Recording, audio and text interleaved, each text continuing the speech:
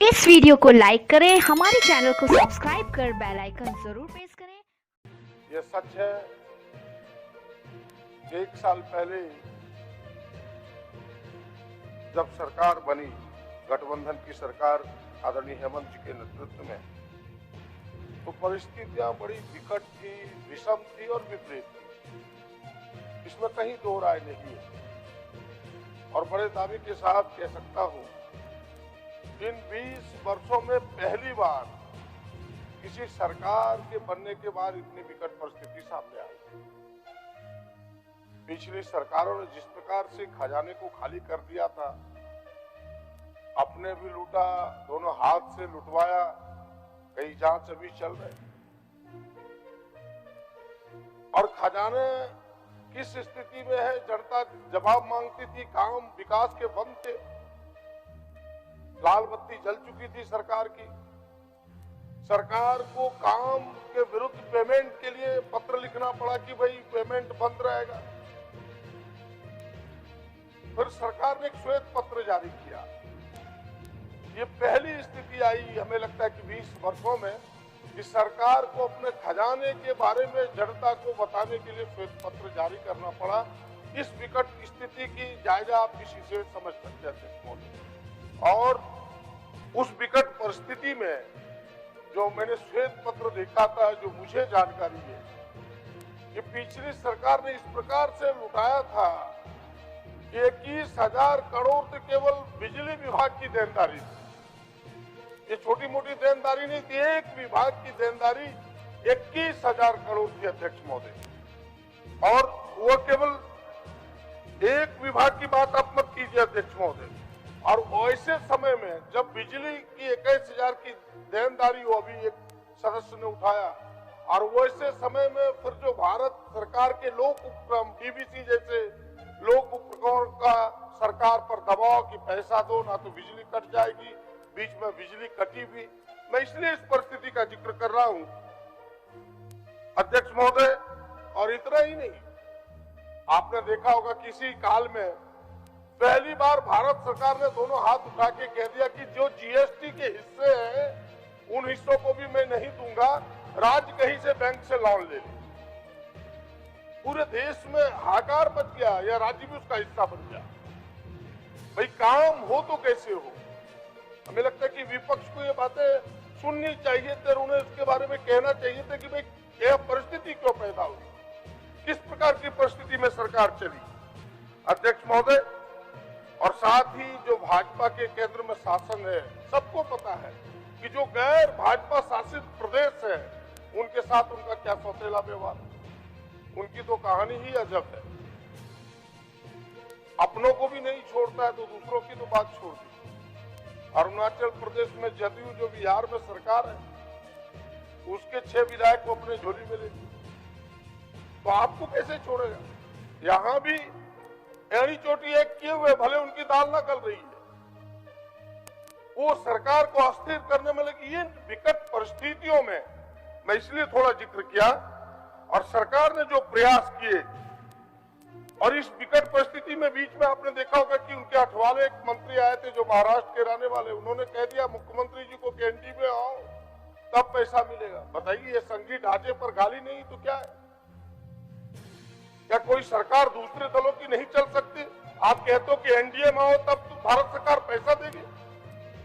महोदय, ये इस विकट परिस्थिति में मैं कह सकता हूं कि अगर राज्य सरकार ने हेमंत जी के, आदरणीय हेमंत जी के नेतृत्व में जो प्रयास किया है, इस घने कोहरे बादल से चीरते हुए इन बादलों को एक बाज की तरह, मुझे 2 पंक्ति याद आती है।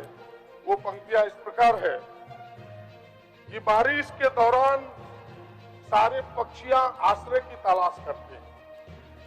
बारिश के दौरान सारे पक्षियां आश्रय की तलाश करते हैं, और बादलों के ऊपर जाकर बारिश को ही नजरअंदाज करते हैं। अध्यक्ष महोदय, वही इन्होंने किया। इस घिरे बादलों को इन्होंने चीरते हुए कहा कि ये परिस्थितियां सामने रहेगी, लेकिन हम गरीबों के लिए काम करेंगे, हम मजदूरों के लिए काम करेंगे। और उसी समय लॉकडाउन पूरे देश में, प्रधानमंत्री ने एकाएक घोषणा कर दिया। कौन कहां है किस चौराहे पर खड़ा है, कैसे जाएगा नहीं जाएगा, थोड़ी भी चिंता नहीं की। और सबसे विकट परिस्थिति, कुछ लोगों ने तो यहां तक अखबारों में लिखा कि देश के विभाजन के समय जिस प्रकार के विभत्स दृश्य देखने को न मिले जब हिंदुस्तान पाकिस्तान बट रहा था, तो इस कोरोना काल में वो दृश्य देखने को मिला। अध्यक्ष महोदय बताइए, एक महिला मुंबई से चलती है, गर्भवती महिला, अपने 8 वर्ष के बेटे को लेकर के, और रास्ते में वो महिला कहती है रोते हुए अपने बेटे को कि मुझे प्रसव पीड़ा हो रहा है बेटा, मैं जंगल और झाड़ की खोज करता हूं, तुम्हारे दूसरे भाई को जन्म दूंगा। अध्यक्ष मोदी, ये परिस्थितियां थी। मैं बधाई देना चाहता हूं सरकार और उसके पूरे महकमे को, तो बड़ी अपने कुशल प्रबंधन, धैर्य और साहस के साथ पूरी व्यवस्था को आपने ठीक तरीके से डील किया और लोगों को सकुशल वापस लाया। बताए हमने देखा इस महामहिम के भाषण के कुछ अंशों को कि खंड 5 और खंड 6 में उसका कुछ पंक्तियों में उन्होंने वर्णन करने का, कहने का प्रयास किया है कि किस प्रकार से नियंत्रण कक्षा स्थापित हुआ, इनके एक एक अधिकारी लगे। क्या सच नहीं है जो कह रहे थे कि कल तक की ये झूठ का पुलिंदा अभी कह के गए? क्या वो बताएं कि यहाँ 2 लाख मजदूरों के 1,99,226 मजदूरों के खाते में सरकार ने 1,000 रुपया नहीं दिया? क्या ये झूठ है? क्या ये झूठ, ये सच नहीं है कि दीदी किचन एक एक गरीबों के भोजन के लिए चला? क्या ये सच नहीं है कि एक एक पंचायतों में भोजन की व्यवस्था की गई? क्या ये सच नहीं है? बताएं हमें भारतीय जनता पार्टी के लोग, क्या ये सच नहीं है कि जिनको कार्ड नहीं था उनको भी राज्य सरकार ने राशन उपलब्ध कराया? अध्यक्ष महोदय, इसलिए मैंने कहा कि कुशल प्रबंधन और कुशल व्यवस्था से सरकार ने जो अपना कदम बढ़ाया वो काबिले तारीफ है। भले ये छोटा प्रयास देखने में लगता है, बूंद भी छोटा लगता है अध्यक्ष महोदय, लेकिन बूंद जब लगातार बरसता है तो नदियों में बाढ़ आ जाती है।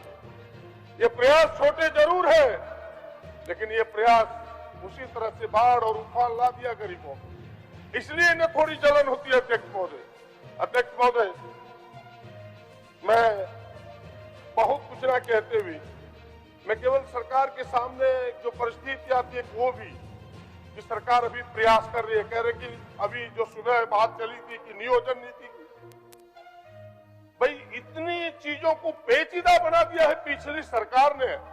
पाप की गठरी इतनी भारी हो चुकी है कि 5 साल तो उस गठरी को खोलने में लग जाएगा सरकार। थोड़े तेज रफ्तार करनी होगी सरकार को, मैं सलाह देना चाहता हूं। उनके पाप इतने गहरे हैं कि आपको हाई पावर डिटर्जेंट लगाना होगा, नहीं तो पाप नहीं धुलेगा। हेमंत बाबू, बता देता हूं, जिस प्रकार से नियोजन नीति को उन्होंने उलझाया, जिस समय नियोजन नीति लागू था, मैं उस विधानसभा में पहला व्यक्ति था अध्यक्ष महोदय, हमने खड़ा होकर कहा था कि हाई कोर्ट में टिकेगा नहीं, आप लोगों को बहला रहे, फुसला रहे, और सच यही हुआ। वो बहलाने फुसलाने का नियोजन नीति था, वो सच में झारखंडियों के हक में नहीं था। अगर झारखंडियों के हक में होता तो आज हाई कोर्ट भी मुहर लगाती, सुप्रीम कोर्ट भी मुहर लगाती। और मैं कहूंगा कि भाई नियोजन नीति आपने वापस लिया है, मुझे उससे एतराज नहीं है, लेकिन जल्दी झारखंडियों के हित में नियोजन नीति इस राज्य में लागू हो, ये मैं आपसे पूर्वक कहना चाहूंगा, जो झारखंडियों के हित में, आदिवासी दलित मूलवासियों के हित में हो। अध्यक्ष महोदय, मैं कह रहा था कि एक चीजों को उलझा के रखती है। आप देखिए, हाई स्कूल की बहाली 2016 में प्रारंभ हुआ, अब तक खाता वही चल रहा है, कब खत्म होगा पता नहीं। दरोगा की बहाली 5 बरस पहले शुरू हुआ, अब तक बहाली खत्म नहीं हुआ। एक एक चीजों को उलझा के रखा है, जिसकी बात ये जल्दीबाजी में ढोल पीटने का तरीका। अभी हम अगर यस बोलेंगे तो पत्रकार महोदय को वहां नो सुनाई पड़ेगा, ये भी जल्दीबाजी के कारण ही है कि जल्दी उद्घाटन कराना है, पीएम मोदी से कराना है, चलो विधानसभा का उद्घाटन करते। कैसे बना नहीं बना, एक एक चीजों पर यही कहानी है अध्यक्ष महोदय। 3 मेडिकल कॉलेज, आपको याद होगा कि 3 मेडिकल कॉलेज इन्होंने प्रधानमंत्री से उद्घाटन करा दिया। दुमका, पलामू और हजारीबाग।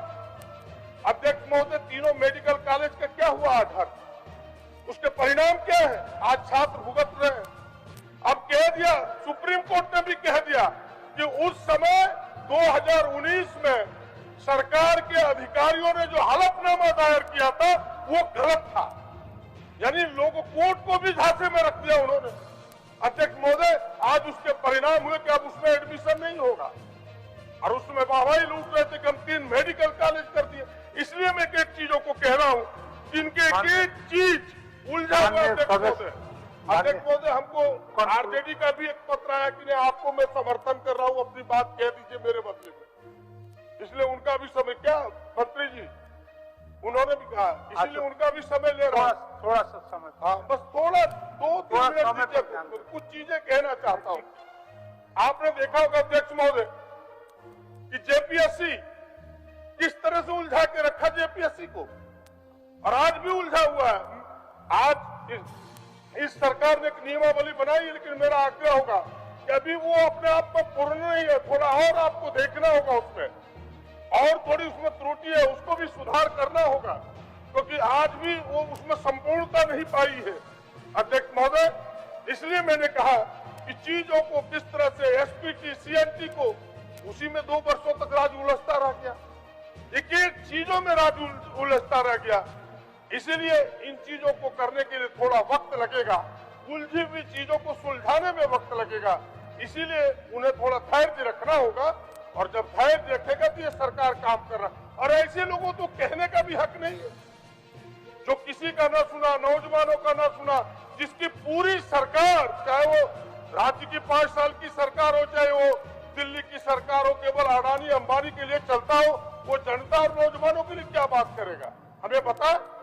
आज जो बात अभी कह रहे थे इरफान साहब कि भाई 70 दिन से अधिक हो गए, 80 दिन से अधिक हो गए, लोग किसान आंदोलन पर डटे हुए, केवल इतनी ही मांग है कि भाई इस बिल पर विचार, इस कानून पर विचार करो, इन्हें वापस लो। उनकी नहीं सुनता तो हमारी क्या सुनेगा? उन्हें कहने का क्या हक है? अध्यक्ष महोदय, मैं बधाई देता हूं राज्य सरकार को कि भाई आपने जो छोटे छोटे प्रयास किए हैं, जो चुनाव के समय आपने कहा था कर्जे माफी, जिसकी चर्चा भी काफी हो चुकी है, उसमें कर्जे की माफी की, लेकिन उसके साथ एक सुझाव भी देना चाहूंगा। कर्जा माफी में जो दिक्कतें सामने आ रही है वो ये है कि आपने कर्जा माफी कर दिया, एनपीए की माफी नहीं है। लोग समझ नहीं पा रहे कि क्या एनपीए, क्या एलपीए, क्या एसएफपीए। आप इन चीजों को थोड़ा स्पष्ट कीजिए। लोगों के सामने कठिनाइयां आ रही है। एक परिवार के एक सदस्य की आप माफी कर रहे हैं, फिर कई पेज है उसमें, कहते राशन कार्ड नहीं है। अब भाई white ration card, green ration card जो राज्य सरकार बना रही है, उसका माफी होगा कि नहीं, ये चीजें स्पष्ट नहीं है। अध्यक्ष महोदय, बैंक के लोग उन्हें बैरल लौटा देते हैं कि जाओ और वापस चले जाओ। ये सारी चीजें हैं, इन कठिनाइयों को समझना होगा। इसीलिए हमने कहा कि कुछ बातें हैं। अभी अध्यक्ष महोदय, इतना बेहतर सरकार काम कर रही है, बिजली में 24 घंटा बिजली देने का प्रयास कर रही है, लेकिन जो 21,000 करोड़ मैंने कहा कि देना होगा सरकार को, यानी बिजली जलाए रघुवर दास और पैसा भुगतान करेंगे हेमंत सोरेन। बताइए, उसी में एक कहानी है अध्यक्ष महोदय कि पिछले समय का बकाया, गलत बिलिंग, डबल बिलिंग, आज लोग परेशान है उसके कारण। आज गांव-गांव में गुस्सा है, आक्रोश है, और वो गुस्सा इस सरकार के प्रति हो गया, क्योंकि वसूली अभी कर रही है सरकार। अध्यक्ष महोदय, कारनामे उनके हैं, लेकिन छींटे हम पर पड़ रहे हैं। मुख्यमंत्री जी से आग्रह पूर्वक कहना चाहूंगे कि विभाग भी आपके जिम्मेवारी भी आपकी है।